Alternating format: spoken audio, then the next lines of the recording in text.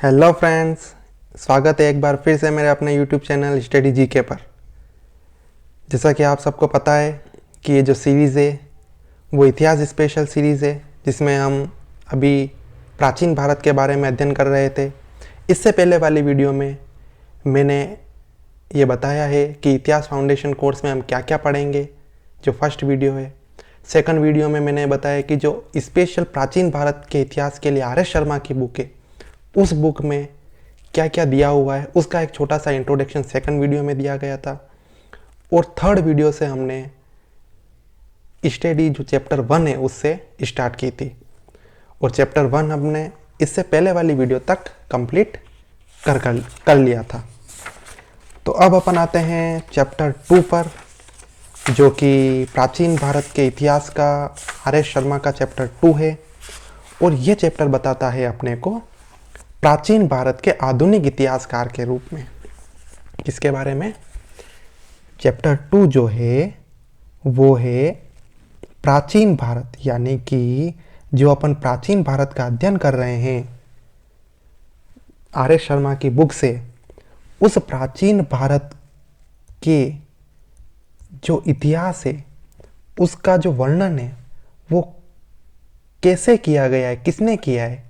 तो प्राचीन भारत के आधुनिक इतिहासकार, आधुनिक मतलब वो इतिहासकार जो आधुनिक काल में हुए हैं और उन्होंने लिखा है प्राचीन भारत के बारे में। राइट फ्रेंड्स, इतिहासकार क्या है? ये प्राचीन भारत के आधुनिक इतिहासकार हैं। इन्हीं आधुनिक इतिहासकारों के द्वारा प्राचीन भारत का जो है वो वर्णन अपने अपने शब्दों में किया गया है।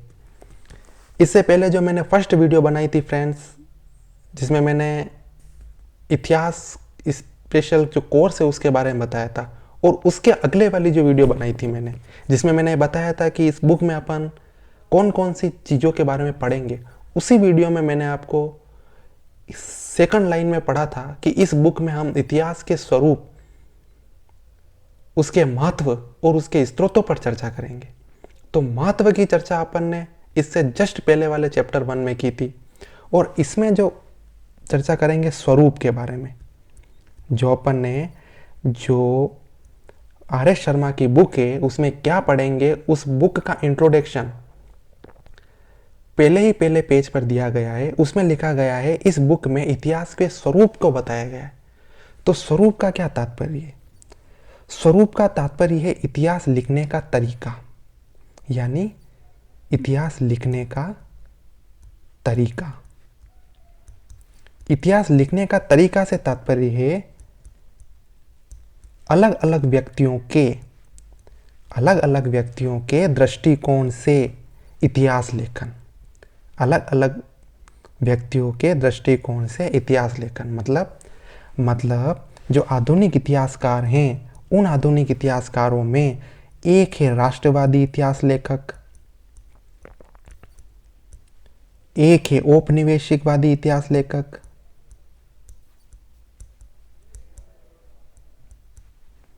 एक है नारीवादी इतिहास लेखक। और ऐसे ही जैसे अपन आगे पढ़ेंगे इस लेसन में, बहुत सारे इतिहास लेखक हैं। ये जो हैं वो अलग अलग दृष्टिकोण से इतिहास का वर्णन करते हैं। तो इस लेसन में हम इन्हीं स्वरूपों के बारे में, यानी प्राचीन भारत के आधुनिक इतिहासकारों के बारे में पढ़ेंगे और समझेंगे कि कौन सा इतिहासकार कैसे इतिहास को लिखते हैं।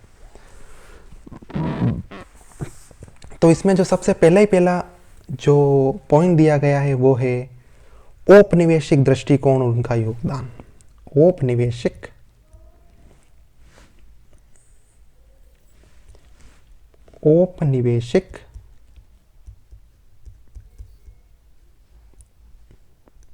दृष्टिकोण,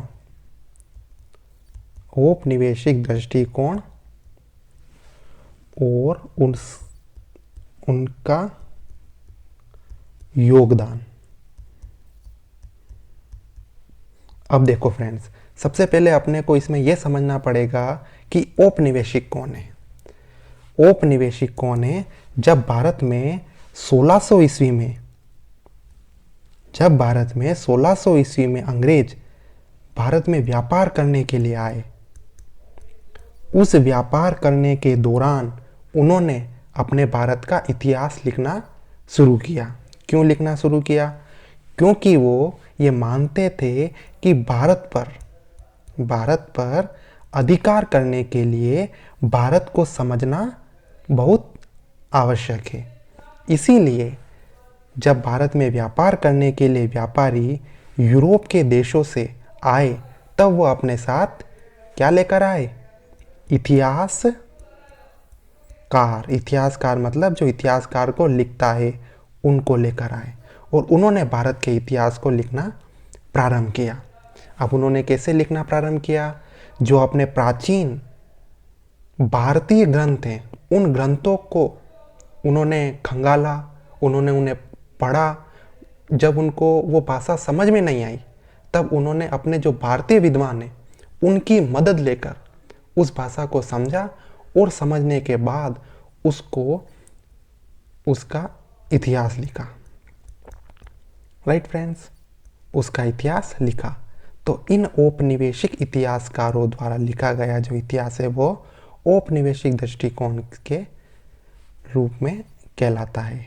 राइट फ्रेंड्स, अब देखो फ्रेंड्स, इसमें भी एक प्रॉब्लम है। इसमें प्रॉब्लम क्या है कि जिन औपनिवेशिक इतिहासकारों ने इतिहास को लिखा, जो प्राचीन ग्रंथ थे उनको पढ़कर उन्होंने क्या किया? अपने अनुसार जो इतिहास है उसमें क्या किया? उन्होंने फेरबदल कर दिया। क्या कर दिया? फेरबदल कर दिया। फेरबदल का तात्पर्य है जो औपनिवेशिक इतिहासकार थे उन्होंने अपने आप को सर्वश्रेष्ठ बताने के लिए और भारतीयों को नीचा बताने के लिए और आगे आने वाले समय में भी भारतीयों पर राज करने के लिए उन्होंने इतिहास को इस तरीके से लिखना प्रारंभ कर दिया कि जिससे भारतीयों को नीचा दिखाया जा सके और अपने आप को, अपनी नस्ल को, अंग्रेज स्वयं को सर्वश्रेष्ठ सिद्ध कर सके। तो ये उन्होंने इसमें क्या कर दिया? फेरबदल कर दिया, है ना फ्रेंड्स। तो इसीलिए कहते हैं कि इतिहास को जब पढ़ा जाए तब सारे स्रोतों से मिलान करने के बाद एक निष्कर्ष पर पहुंचा जाए। इससे ये होगा कि जो गलतियां इन्होंने की है, चाहे वो जानबूझकर की हो चाहे अनजाने में की हो, वो गलतियां आगे आने वाली पीढ़ी को ट्रांसफर नहीं की जा सके। राइट फ्रेंड्स, तो ये है सबसे पहला दृष्टिकोण, औपनिवेशिक दृष्टिकोण। राइट, देखो इसमें और क्या बात करता है ये अपन पढ़ते हैं। ओके फ्रेंड्स, तो ये औपनिवेशिक दृष्टिकोण के जो इतिहासकार है उन्होंने अपने प्राचीन ग्रंथ जो है उनकी सहायता लेकर उनका अनुवाद किया।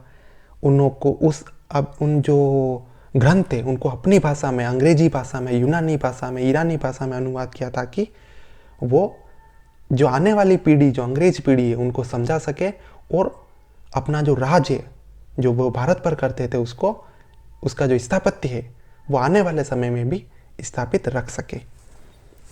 अब देखो, शिक्षित भारतीय मतलब जब भारत पर अंग्रेजों ने यानी जब अंग्रेज आए भारत में, उस समय अशिक्षित भी थे और शिक्षित भारतीय भी थे। हाँ, कि जो शिक्षित भारतीय थे उनकी संख्या भले ही कम थी, लेकिन वो अपने भारतीय समाज में मौजूद थे, जो पढ़ सकते थे, जो समझ सकते थे, जो ग्रंथों को पढ़ सकते थे, उनका अनुवाद कर सकते थे और अंग्रेजों के द्वारा जो ये ट्रांसलेट किए गए उनको पढ़कर उनमें जो गलतियां हैं उन्हें वो समझ सकते थे। इसलिए शिक्षित और अशिक्षित दोनों तरह के लोग उस समय मौजूद थे।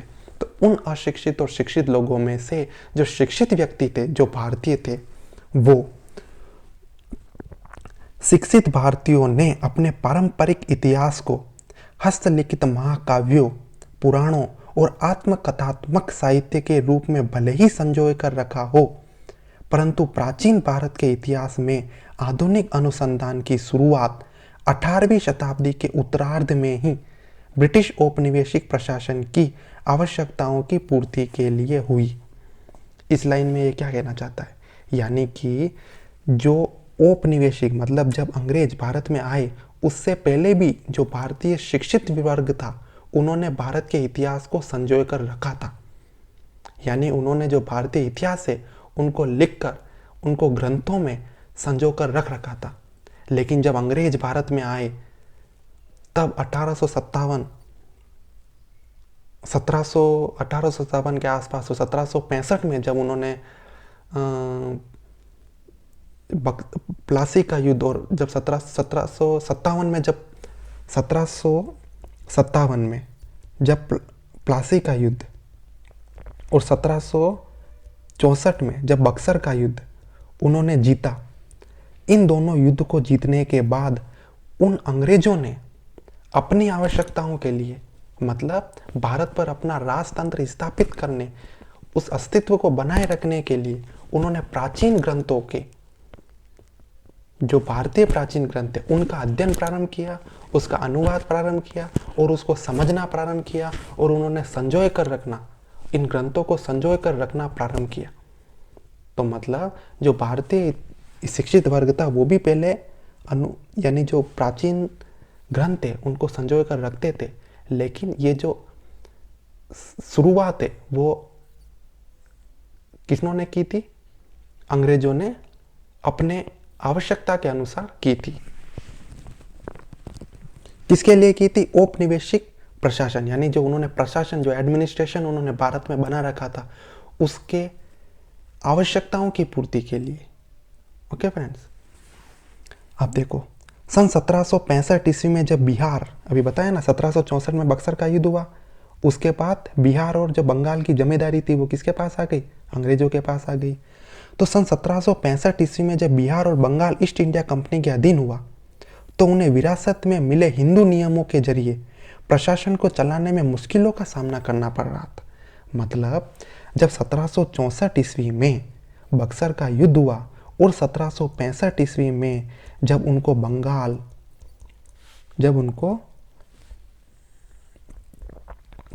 बंगाल और बिहार की जमींदारी मिली, तब इन जमींदारी को संभालना हिंदू ग्रंथ के अनुसार इन औपनिवेशिक शासकों को मुश्किल होने लगा।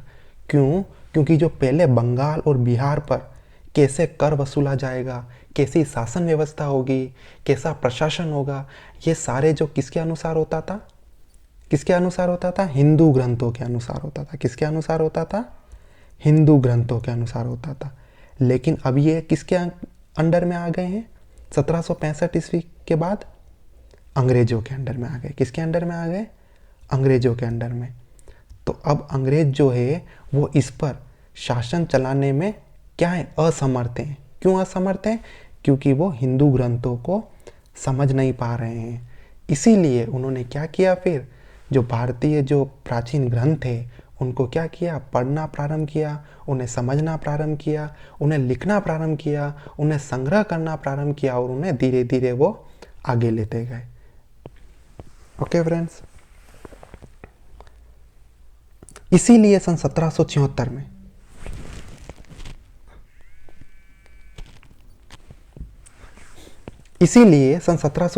में अब बात आती है 1776 की।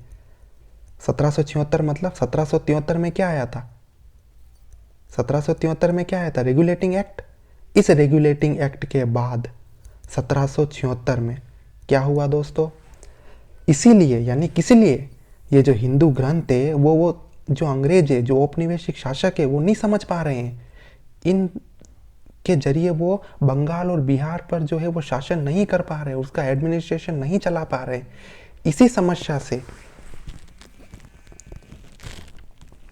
इसी समस्या से निदान पाने के लिए सन 1776 ईस्वी में मनुस्मृति, जो अपना जिसे अपन कहते हैं अपना जो कानून की पुस्तक है मनुस्मृति, तो 1776 ईस्वी में मनुस्मृति जो आधिकारिक ग्रंथ माना जाता था का अंग्रेजी में अ कोड ऑफ जेंटो लॉ शीर्षक से अनुवाद किया गया। मतलब अंग्रेजों को क्या हुआ? ये मनुस्मृति जो है वो समझ में नहीं आ रही थी। क्यों? क्योंकि ये हिंदू ग्रंथ था और इसे संस्कृत में लिखा गया था, और इसी को जो अंग्रेज है, औपनिवेशिक शासक है, उन्होंने इस मनुस्मृति, जो कि आधिकारिक ग्रंथ था अपने हिंदू धर्म का, और जिसे अपन कानून की पुस्तक भी कहा जाता है, इस मनुस्मृति का अंग्रेजों ने, औपनिवेशिक शासक ने 1976 ईस्वी में क्या किया? अंग्रेजी में अनुवाद किया। किस नाम से अनुवाद किया? A code of gentoo, a code of gentoo law के नाम से अनुवाद किया।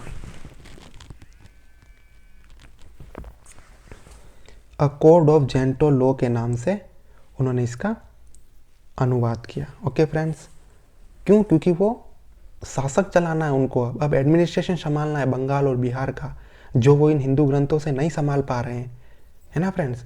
तो फिर वो क्या करेंगे? अब हिंदू ग्रंथों का अंग्रेजी में अनुवाद करेंगे और फिर धीरे धीरे उसमें फेरबदल करना शुरू करेंगे, है ना फ्रेंड्स। हिंदू व्यवहारिक कानून चलाने के लिए ब्रिटिश जजों के साथ पंडितों को, और मुस्लिम व्यवहारिक कानून चलाने के लिए मौलवियों को रखा जाने लगा।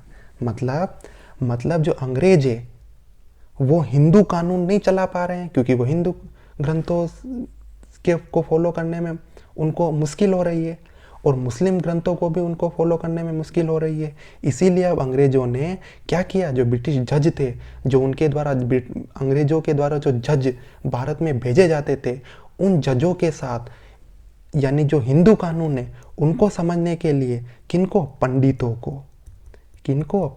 को, और जो मुस्लिम कानून है उनको समझने के लिए मौलवियों को, मौलवियों को साथ में रखा जाने लगा। मतलब जो ब्रिटिश जज है वो पंडितों की हिंदू ग्रंथों को समझने के लिए और मौलवियों की मुस्लिम ग्रंथों को समझने के लिए मदद लेने लगे, राइट, ताकि भारत में क्या हो? कानून व्यवस्था को बनाया जा सके, क्योंकि वो अकेले तो बना नहीं सकते, क्योंकि वो तो अभी अभी आए हैं नए, उनको तो अभी तक हिंदू ग्रंथों के बारे में पता भी नहीं है। तो वो अब क्या करेंगे? पंडितों और मौलवियों की मदद लेंगे।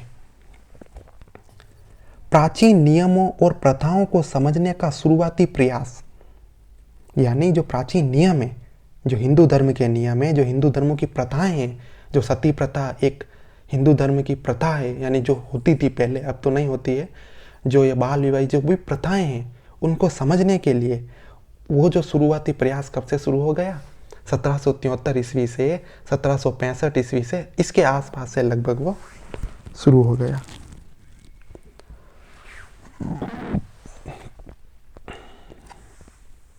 जो मुख्यतः 18वीं शताब्दी के अंत तक जारी रहा। मतलब ये स्टार्ट हुआ यहाँ से 1773 1774 से, और ये 18वीं शताब्दी मतलब 1700 समथिंग तक जारी रहा।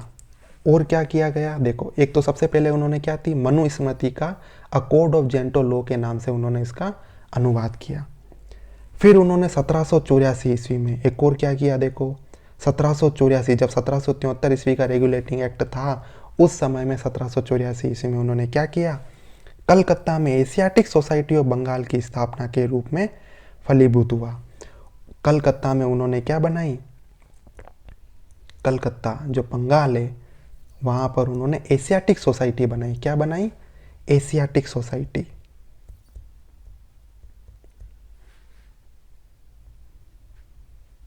Asiatic society, right friends. अब इस एशियाटिक सोसाइटी में क्या होता था? देखो, इसकी स्थापना ईस्ट इंडिया कंपनी के एक प्रशासनिक अधिकारी सर विलियम जोन्स द्वारा सन 1746 और 1794, जिनकी तिथि है, उनके द्वारा की गई। मतलब जो कलकत्ता में एशियाटिक सोसाइटी है उसकी स्थापना सन 1784 ईस्वी में की गई थी। क्यों की गई थी? क्योंकि हिंदू कानूनों को, हिंदू लॉ को मुस्लिम लॉ को समझने के लिए। और इसकी स्थापना किसने की थी? एक अंग्रेज द्वारा की गई थी, और उनका नाम क्या था? Sir William Jones. Sir William Jones. Sir William Jones के द्वारा जो है वो Asiatic Society of Bengal Asiatic Society of Bengal की स्थापना की गई थी। पहली बार उन्होंने ही संस्कृत, लैटिन और ग्रीक को एक भाषा परिवार से संबंधित बताया। ये मतलब सर विलियम जोन्स ने बताया कि जो संस्कृत भाषा है, जो लैटिन भाषा है और जो ग्रीक भाषा है, वो तीनों एक ही भाषा परिवार की भाषाएं हैं, क्योंकि उनमें जो शब्द हैं वो तीनों में लगभग जो है वो, यानी बहुत सारे जो वर्ड है वो लगभग एक जैसे पाए जाते हैं। जैसे कि माँ, मात्र, जैसे कि एक वर्ड है माँ, मात्र, संस्कृत में मात्र, और इंग्लिश में कहते हैं माता, सॉरी मदर। तो ये तीनों क्या है, ये तीनों जो वर्ड है वो लगभग एक जैसे पाए जाते हैं। इसीलिए वो कहते हैं कि संस्कृत, ग्रीक और जो लैटिन भाषा है वो तीनों एक ही भाषा परिवार के समूह से हैं।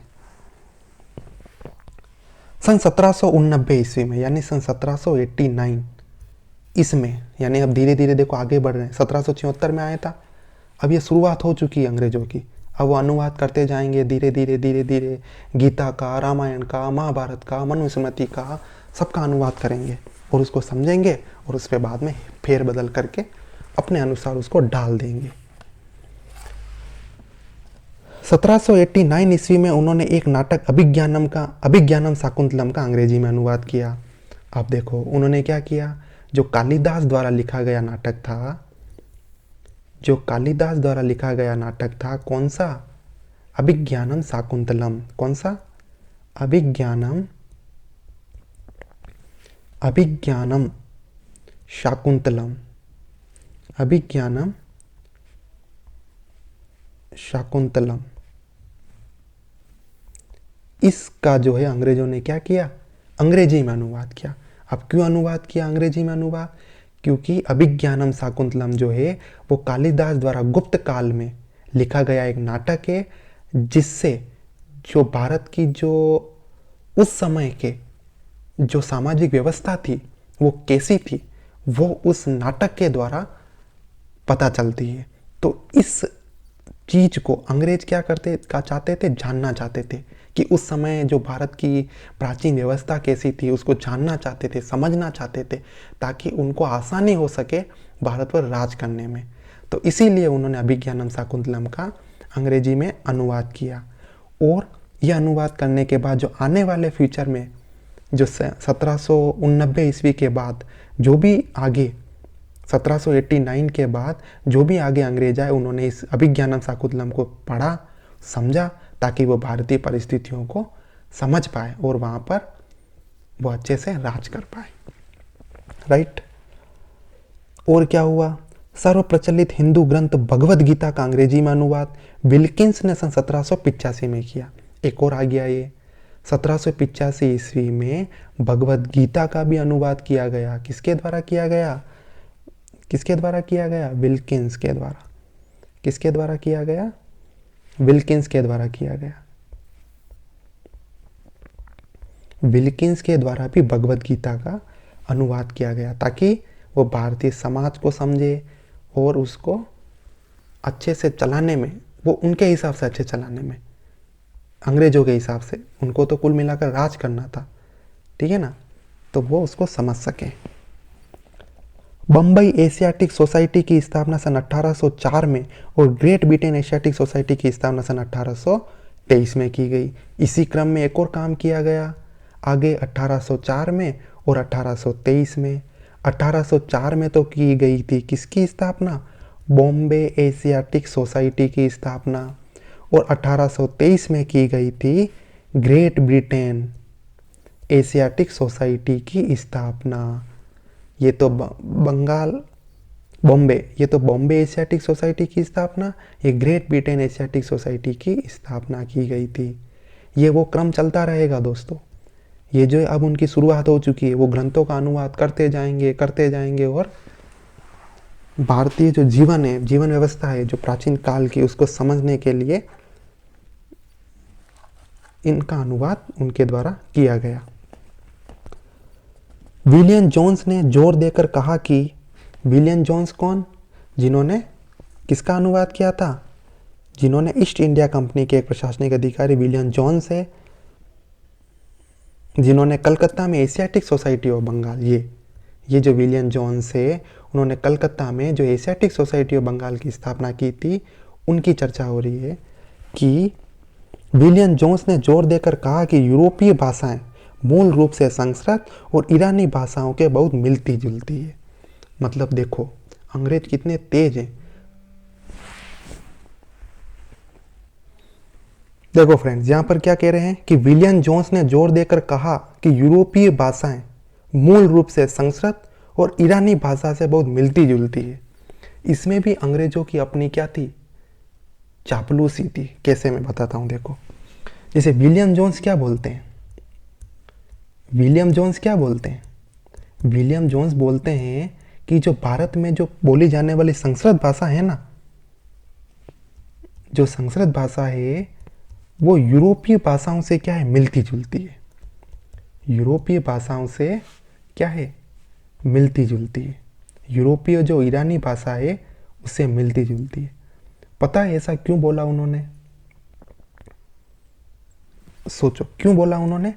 क्योंकि पता है वो जो हैं अंग्रेज, वो कैसे न कैसे करके अपने आप को ये सिद्ध करना चाहते थे कि मुगलों के बाद भारत का जो शासक है वो अंग्रेज बनेंगे। राइट। अब कैसे? अब उन्होंने क्या बताया कि संस्कृत जो है वो यूरोपीय भाषाओं से मिलती जुलती है। उन्होंने ये जानबूझकर बोला कि जो अंग्रेज हैं उनके पहले से कोई ना कोई भारतीयों से संबंध हैं और वो ही मुगलों से के उत्तराधिकारी होने चाहिए। यानी वो इस चीज़ को सिद्ध करना चाहते थे, और इस चीज़ को सिद्ध करने के लिए उन्होंने न जाने कितने ही तरीकों का सहारा लिया, ताकि बस ये प्रूव करने के लिए कि अंग्रेज ही परफेक्ट हैं भारत पर राज करने के लिए, केवल ये प्रूव करने के लिए। Right friends. इससे जर्मनी, फ्रांस और रूस जैसे यूरोपीय देश भारतीय अध्ययन को विकसित करने में उत्साहित हुए। अब जो ये उन्होंने इससे क्या हुआ, इससे यानी कि ये जो वर्णन है कि संस्कृत भाषा जो है वो यूरोपीय भाषाओं व ईरानी भाषाओं से मिलती जुलती है, इसके बाद जो यूरोप की जर्मनी है और फ्रांस है उस समय के, और जो रूस है, वो भी क्या हुए, उत्साहित हुए। किस चीज़ के लिए? भारत के बारे में और अधिक जानने के लिए, है ना फ्रेंड्स, और अधिक समझने के लिए।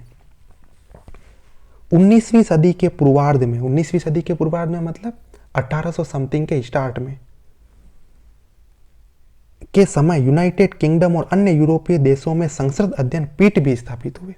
यानी कि अंग्रेज जो है वो औपनिवेशिक शासक जो है वो इतने यानी एक्साइटेड है इस चीज को जानने के लिए कि भारत का जो व्यवस्था है, प्राचीन व्यवस्था, सामाजिक व्यवस्था, धर्म व्यवस्था कैसी है, उस चीज को जानने के लिए उन्होंने यूरोप के देशों में भी, यूनाइटेड किंगडम में तथा अन्य यूरोपीय देशों में भी संस्कृत के पीठ स्थापित किए। यानी ऐसे संस्थाएं स्थापित की जहाँ पर संस्कृत का अध्ययन किया जाता था, उन्हें समझा जाता था, उनके ग्रंथों का अनुवाद किया जाता था।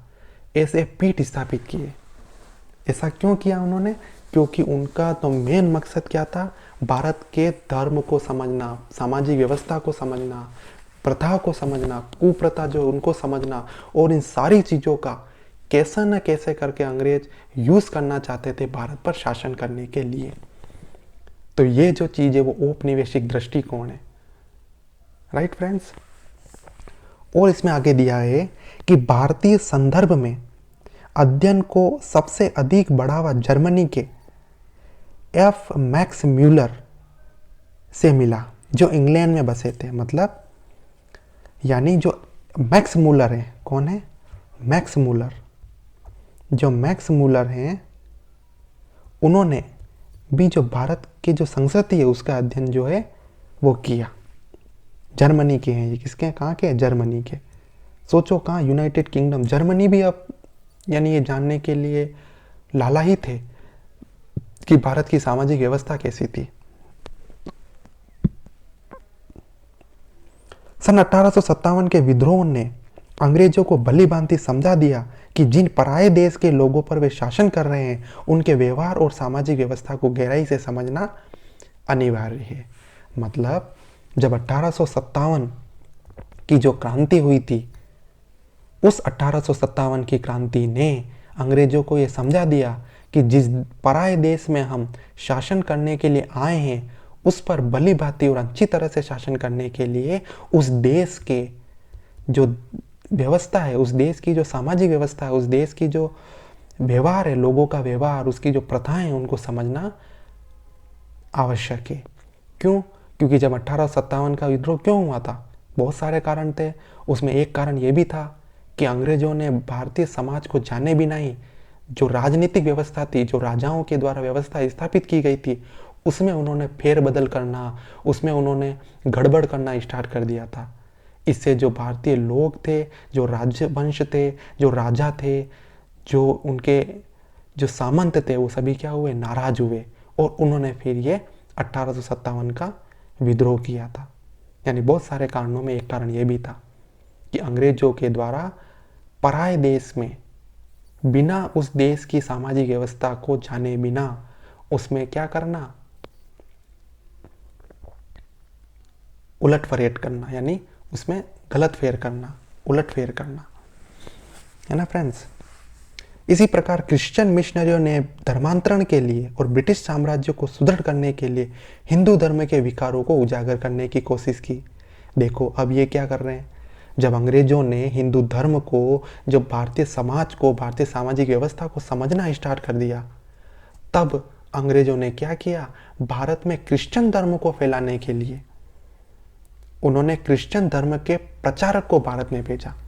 अब ये प्रचारक क्या करते थे, जो हिंदू धर्म के कुरीतियां होती थी, सब धर्म में कुछ न कुछ कमियां होती है, तो हिंदू धर्म की जो कमियां होती थी उसको वो उजागर करते थे, और जानबूझकर जो हिंदू थे उनको क्रिश्चियन में बदलने पर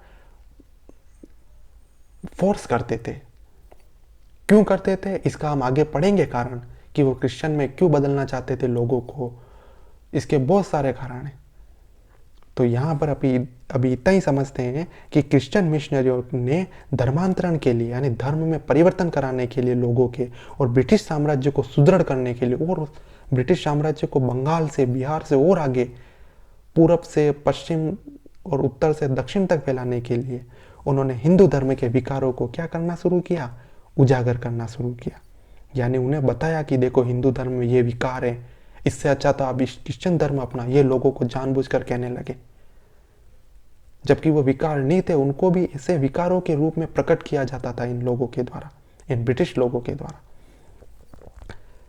ओके फ्रेंड्स, इन आवश्यकताओं की पूर्ति है तो मैक्स मूलर, जो कि अभी पढ़ा ना अपन ने, जर्मनी का व्यक्ति मैक्स मूलर, के संपादन में प्राचीन ग्रंथों का अनुवाद व्यापक पैमाने पर किया गया। मतलब जो मैक्स मूलर है, वो जो है वो संपादक निकालते थे, उन संपादक में बढ़ चढ़कर जो हिंदू धर्म की कुरीतियां होती थी उनको उसमें छापा जाता था, और विदेशों में जो यूरोपीय देश है उनमें उन संपादकों को, उसके जो छपे हुए पत्र थे उनको पढ़ाया जाता था, उनकी कुरीतियों को बताया जाता था, भारतीय लोगों की कुरीतियों को, और अपना जो वर्चस्व है वो अंग्रेज जो है वो स्थापित करना चाहते थे।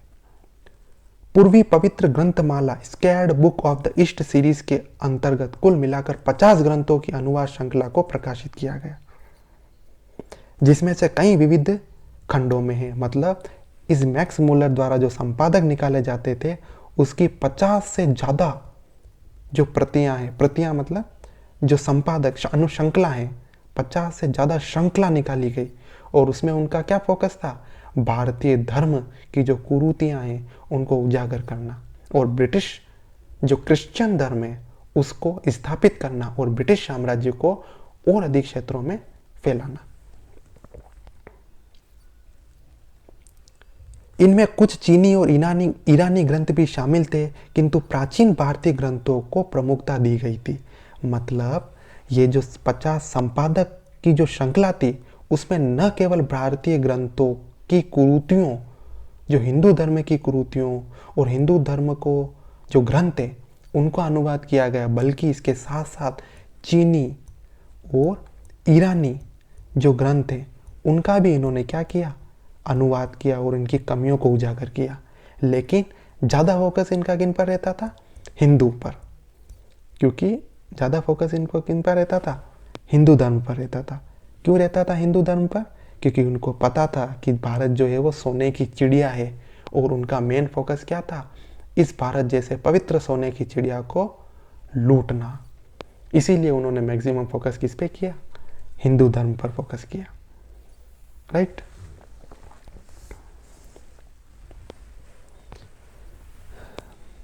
जो अंग्रेजों द्वारा ये जो सारे चीज़ें हैं, क्रिश्चियन धर्म को फैलाना, वो सारी चीज़ें इंटरलिंक्ड है। लेकिन उनका जो सबसे मेन मकसद था केवल एक ही था कि भारत को जितना हो सके उतना लूटना और संपत्ति को लेकर अपने देश ब्रिटेन में जाना। राइट। जो अपन आगे पढ़ेंगे।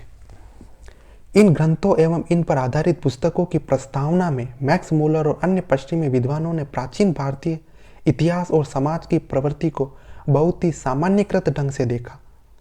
उन्होंने कहा कि प्राचीन भारतीयों में इतिहास बोध का अभाव था, विशेषकर समय और क्रम के संदर्भ में। मतलब जो मैक्स मूलर के द्वारा ये ग्रंथ लिखे गए, उसका अनुवाद किया गया, उसमें मैक्स मूलर ने कहा कि जो हिंदू जो इतिहासकार है, उनको जो इतिहास लेखन नहीं आता है, वो इतिहास को क्रम से नहीं लिखते हैं, है ना, और उन्हें इतिहास का बोध नहीं है। इतिहास, ये जो मैक्स मूलर है वो क्या कहता है कि जो हिंदू धर्म के इतिहासकार है वो अच्छे से इतिहास नहीं लिख पाते हैं। हमने जो इतिहास लिखा है वो अच्छा लिखा है, ये मैक्स मूलर साहब कहते हैं। जबकि हमको अपने को पता है कि जो मैक्स मूलर द्वारा इतिहास लिखा गया वो अच्छा हो ना हो इसकी गारंटी नहीं है, पर यह गारंटी है कि उन्होंने उसमें फेरबदल करके अपने काम को सिद्ध करने के लिए वो इतिहास लिखा है। पर ये जानबूझकर क्या कहते हैं कि भारतीय इतिहासकारों को इतिहास नहीं लिखने आता और उनको क्रम में नहीं लिखने आता, ये कहते हैं। साथ ही उन्होंने यह भी कहा है कि भारतीय नागरिक तानाशाही शासन के अभ्यस्त हो चुके थे। मतलब क्या कहते हैं मैक्स मूलर, क्या कहता है कि जो भारतीय लोग हैं वो स्वतंत्र नहीं रह सकते हैं, उनको आदत पड़ गई है किसी के वर्चस्व में रहने की। मैक्स मूलर कहते हैं कि जो प्राचीन में राजा हुआ करते थे जिनके वर्चस्व में भारतीय लोग रहते थे, फिर मुगल आए, उनके वर्चस्व में रहने लगे, तो वो कहते थे कि जैसे वे इतने सालों से वर्चस्व में रह रहे हैं उसी प्रकार आगे भी ये हमारे वर्चस्व में रहने चाहिए। ये मैक्स मूलर साहब कहते हैं कि भारतीय जो है स्वतंत्र नहीं रहते। क्यों? क्योंकि वो अपना काम सिद्ध करना चाहते हैं। औपनिवेशिक तो क्या चाहता है कि भी मुझे तो भारत पर राज करना है। अंग्रेजों का तो मेन मकसद ही यही था।